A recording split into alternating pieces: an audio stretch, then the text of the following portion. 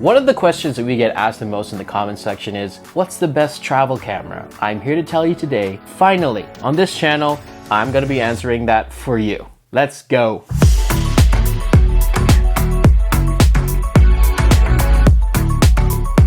Hey, welcome back to the High on Life channel, where we're all about inspiring you to live your best life and to be able to get out there and experience the world and all that it has to offer. My name is Josh Laplap, and I've been editing for this channel for 4 years now. That's a long time. Now, in addition to editing and the 2 times that I've done daily vlogs with these guys, I've also shot a lot of stuff for this channel.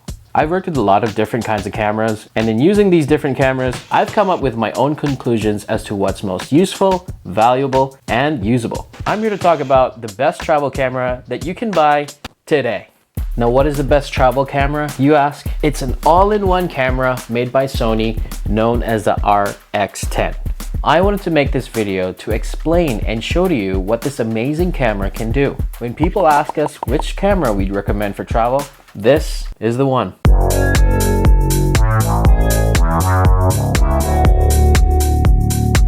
Now, I really don't want to get into specs too much in this video, but I did want to outline the 5 killer features as to why I love this camera so much and why I would recommend it for travelers who are both beginners or advanced. First set of features that I'll start off with this camera: portability, weight, and durability. Having been a photographer and videographer for almost 10 years now, I've come to realize that lugging around heavy cameras and heavy lenses suck. With the Sony RX10, it all comes to just over 1 kilogram, and honestly, it's so light that your hand, your neck, and your back are gonna thank you at the end of the travel day. The less my body aches, the more zen I am.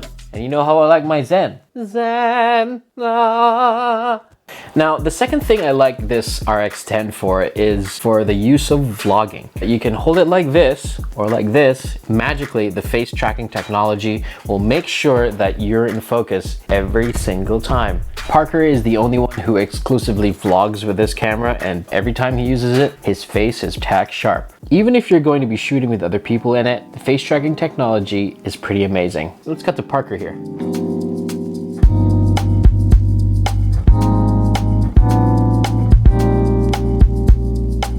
Now, as you can see, the tracking technology is pretty quick to lock onto Parker's face. Even though he's jumping out of the frame and jumping into the frame, it keeps his face on lock. Now, the next thing I really like about the Sony RX10 is that it's got a super long lens. This thing can go from 24 to 600 millimeters. Now, this means that you can go from a super wide shot to a super zoom pretty quickly. And I've got Parker to demonstrate it for me. Parker? To give you a better idea of what a 600 millimeter zoom looks like, we'll show you right now. Josh, zoom out. Now, obviously having a long lens like this is really great if you want to quickly and easily get to places that are out of reach. And if you need to get up close and personal with the action, this will do the trick. Coming up, here's some great videos taken by this great super zoom camera. Roll the tape.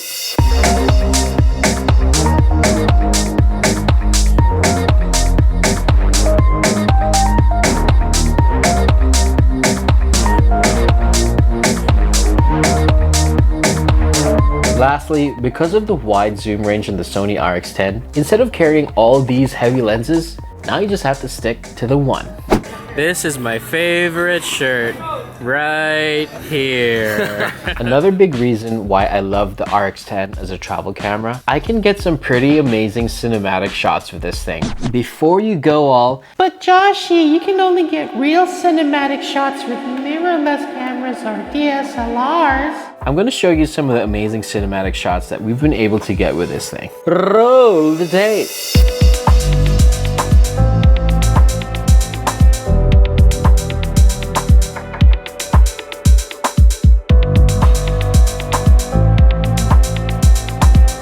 Another reason why it's easy to get cinematic video from this camera is because it can shoot 120 frames per second at 1080p. With the super zoom option and 120 frames per second, combine those two together, honestly, you can get some pretty amazing stuff from this guy.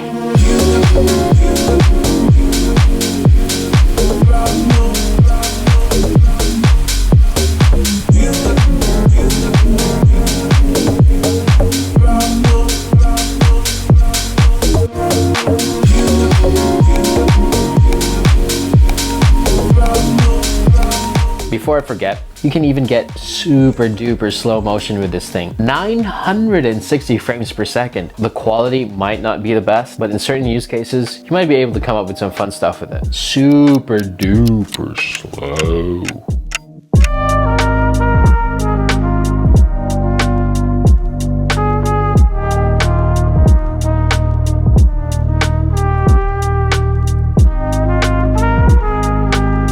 One of my favorite features on this camera is the in-body image stabilization, which allows me to get crisp shots and steady footage. Here's another demonstration that I wanted to show you between the RX10, which does have in-body image stabilization, versus the Canon 5D Mark IV, which is their top-of-the-line camera, which doesn't have in-body image stabilization. Because of the stabilization inside this camera, it's absolutely easy for me to get the cinematic zoom shots that I need. Now, while there are tons of things that I love about this camera, tilty screen thing, touchscreen to focus, incredible burst mode, there's no such thing as a perfect camera, and if there was, you should let me know. But I did want to be upfront with you about some of the things that are not so great about this camera.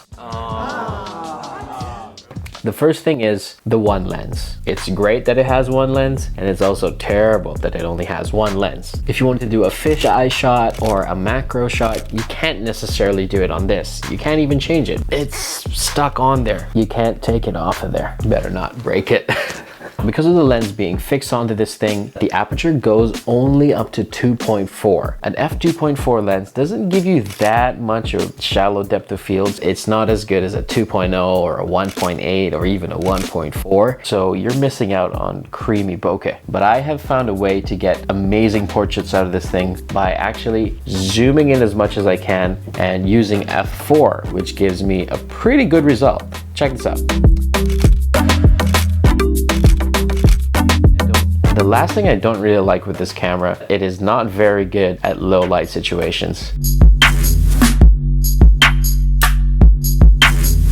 Unlike the A7S II, which is the low light king, this one is a peasant when it comes to low light.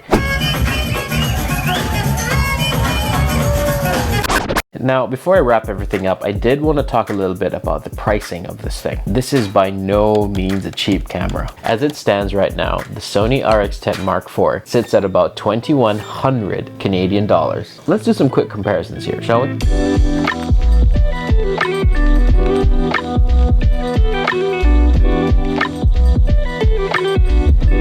Those numbers that I brought up to you, those are just body only. So once you start adding lenses and accessories and all that kind of stuff, it's gonna cost a hefty amount. And this camera is well underneath price point and has a lot of features. I know this isn't really the cheapest camera to start with, but I did say that this was the best travel camera and not the cheapest. The most important thing when you're buying any piece of equipment is to always weigh your options and figure out what is most important to you. Maybe you'll need more slow motion for your video. Maybe you'll need more low light capability. You'll have to figure out which features I mentioned to you in this video which bring you the most results and value.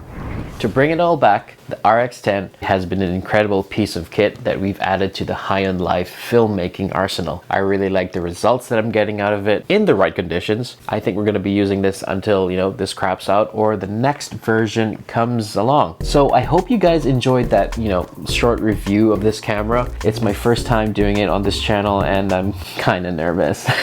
If you want to know more about some of the techniques we use for photography, videography, or even video editing, leave a comment below and maybe we'll do a tutorial. Is that something that you guys might like, watching tutorials from us? I just want to basically share everything I know with you guys, and that's the same with everyone else on the team. So if you haven't done it yet, hit the like button, leave a comment below, subscribe to us, and make sure you hit the notification bell so you know when our videos come on. We'll be back next week with more stuff, more travel, more inspiration. Joshua Laplap, signing out. Roll the tape, Justice. Your neck, your back. Wow. I'm so zen. I'm so zen. Zen. Let's go. You hear that? It's a bus. That's the bus of knowledge. Let's go. Oh, that's so good.